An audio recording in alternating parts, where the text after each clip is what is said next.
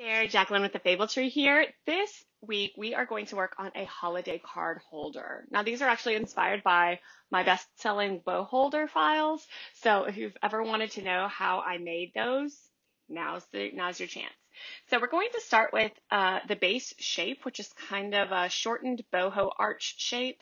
Let's just begin with a rectangle. And you can just kind of roughly do whatever dimensions you want, and we'll resize later. But you can see that mine is about, let's do 8 inches wide-ish by, 5-ish inches tall. And if you want to just go make that specific, you can unlink your width and height proportions over here just so you can adjust the dimensions individually. And then be something like that. Okay, so once you've got that, you'll want to do a circle. So you click and hold the rectangle tool, select ellipse tool, pop that up, and then we'll just do an 8-inch by 8-inch circle. All right, we are going to make sure that the top line of our rectangle intersects with the center point of the circle. And so you can kind of just hover over and it'll show you where that rectangle starts. And so this is what we want here. Go ahead and select both of those by either clicking and dragging or Command A on a Mac or Control A on a PC. Come over to your Pathfinder panel and click to unite. All right. Now, if you don't have that Pathfinder panel, it's not showing up for you when you have a couple things selected, the window and then Pathfinder will bring it up. Okay. So now at this point, take a look at your arch shape, see if it's what you want. I think I actually want it to be a smidge shorter at the bottom. So I'm going to just create another rectangle over the top of it. Make sure that I like the part that's showing, and I like that a lot better. Select both, and you can just do a Pathfinder minus front, okay? And see it just chopped off that bottom part. Easy, easy, easy.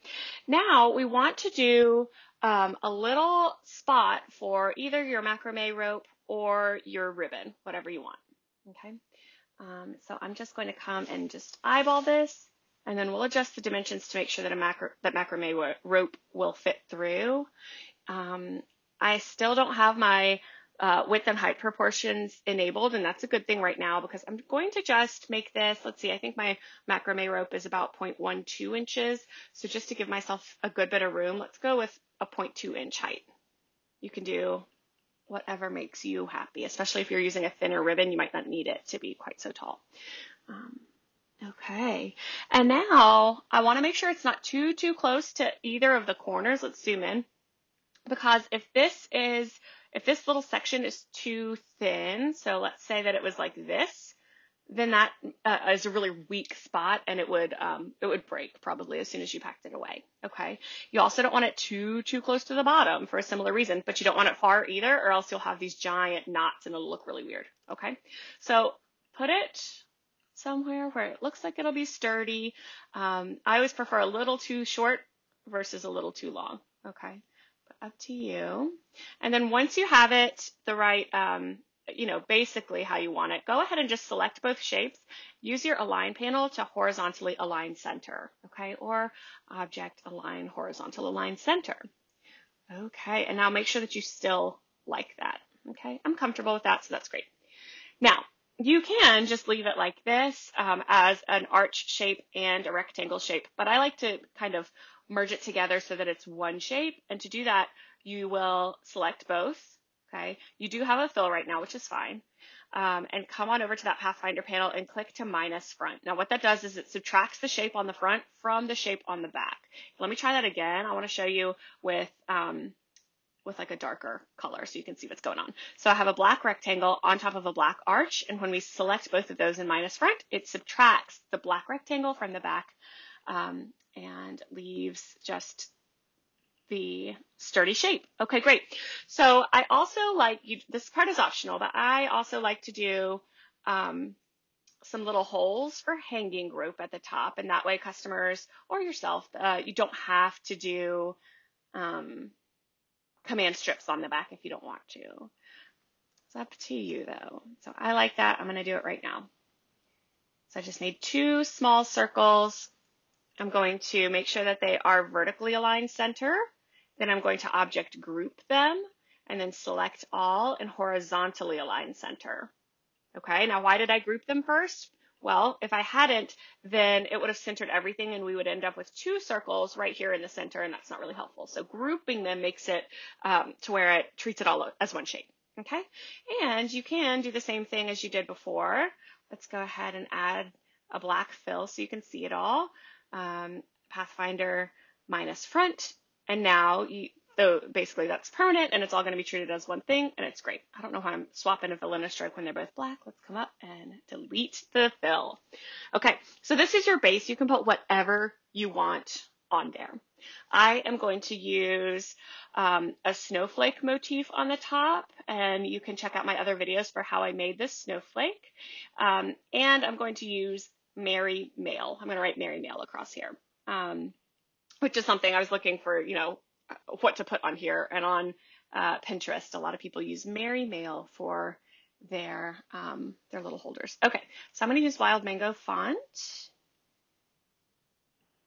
You can use whatever font you want that looks festive and matches your decor or your ideal customer avatar's decor style. Of course, I'm going to look and see, maybe I want a glyph. I don't know. I don't think I want a glyph for this one. We'll do a glyph for the bottom. Let's take a little note of what my font size is. And then mail. And I do mail. Let's see here. I think I want a glyph for this one. Remember that glyphs are just those alternate characters that the font designer creates for you. And I want a glyph for my M. And they can often add some really lovely character to a font that might not otherwise be that exciting. Now, I like this font regardless, but just so you know. Okay, once you have your glyphs and all that selected, go ahead and just right-click, create outlines. And if you're using a script font, remember to come to Pathfinder and unite it so those overlapping bits all match up. Go ahead and just select everything. Horizontal align center, make sure that your wording is exactly where you want it, how you want it, all that good stuff. I'm going to bring mine down a little bit. And so then I probably should just object and group my text together. We're going to go ahead and just recenter it since I moved it, and see it was off center. Now, I think that if you're making these for customers, you should put a family name up here, right? Customers love custom items more than anything in the world, right? And so if you're selling these, put customer names up top. So the Johnsons, Merry Mail, the Smiths, Merry Mail. Make sure that you look up apostrophe rules about this, because a lot of people do that wrong. So just make sure that you're doing it appropriately. All right, so I'm going to use the snowflake that I designed in the snowflake ornament video. Again, I'll link that in the description. But right now, I'm just going to go over and grab it. You can do, again, any motif that you'd like at the top. I think it would be cute with Christmas trees or, again, a family name, anything like that. But just for the purposes of having something here, let's go ahead and do that. Again, select all, center it, and then, you know me, I'm not going to have you just cut this out and eyeball it. We're going to put placement lines on your backing here so that you don't have to just guess where things go. Before I do that, though, I want this text a little bit bigger. I want it to really fill that available space and just eyeball things. Here, let's turn this black too, just so we can get like a really good sense of the visual space it's all taking up. All right, I'm happy with that. Great. So I'm going to go ahead and just copy and paste these, get them over here. We'll deal with that in a minute. Right now, we are going to select, and by the way, to select both of those, I clicked the first one, held down Shift, and clicked the second one. And now we're going to come up here to Object, Path, Offset Path. I always like to start with a negative 0.04, negative so that it's on the inside of the shape so that it doesn't show once you glue down your letters and your snowflake over there. So that looks great to me. I'm going to hit OK. Before I do anything else, I'm going to come up and change it to my score color and then swap the fill and stroke so that it has 0 fill and it does have a stroke. Command C on a Mac or Control C on a PC to copy it, and then just delete it, delete, delete, and then edit, paste in place. And now you have your placement guides on the backing. They're inset, so they will not show once you have glued all of this down.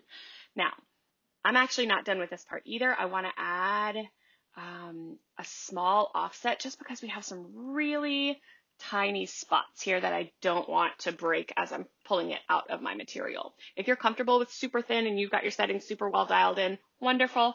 But if you're anything like me, come on, select those, path, offset path, and we're going to just try like a 0.02, and I'm happy with that.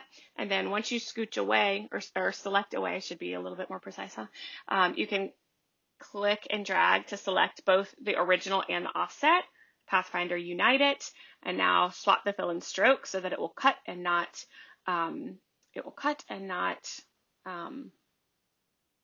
engrave it. I'm sorry, it took me 14 years to think of that. You can do the same with your snowflake if you'd like. I am okay with this snowflake width, so I'm going to just leave it like that. Okay, now I plan to cut my backing out of Sapele and my front out of peach acrylic. So you can copy the cutout parts to a different document if you'd like, but I'm not going to bother at this point. However, before you do that, you want to make sure that this part is as big as you want it. I forgot to come back and resize this. It's about 8 inches wide, which I think is quite small for a holiday card holder. So what we're going to do is I want to make sure that it is as big as can easily fit on a Glowforge sized piece of wood. So let's just put this right on top. And that's just so that everything gets resized proportionally, and then we'll move those back off. So I'm going to hit Command A to select everything, or Control A on a PC. And I'm going to make sure that my width and height proportions little link is enabled. I'm going to shift, click, and drag, and that just does the same thing over there. So you can just put 10.5 inches wide. I actually am going to come over and adjust because I think I'm most comfortable when I'm less than 10.5 inches tall, and I know that it'll fit on in the Glowforge really wonderfully. So I like this size. You could certainly, if you made yours taller than I did, you could rotate it and do it sideways, but this is what I'm going to do. And now I want to come get my letters back and my little snowflake back and just move those over. Be really careful to select the right thing and leave your score lines in place. And again, I'm just going to leave all of mine on the same document, but you could certainly copy paste your cutouts into a separate document. Make sure that when you save, I always save an Illustrator version if that makes you feel good. So holiday card holder, snowflake, name it something that will tell you exactly what it is. Don't assume this is the only holiday card holder you'll ever make. Save it as an Illustrator file, and then go to Save As. Save it as an SVG, and then make sure that you select 1.0, responsiveness off, and you are good to go. If you make a holiday card holder, please share photos with me. I would love to see what you do. I want to see all of the versions of ribbon and macrame rope and everything in between that you decide to use for these.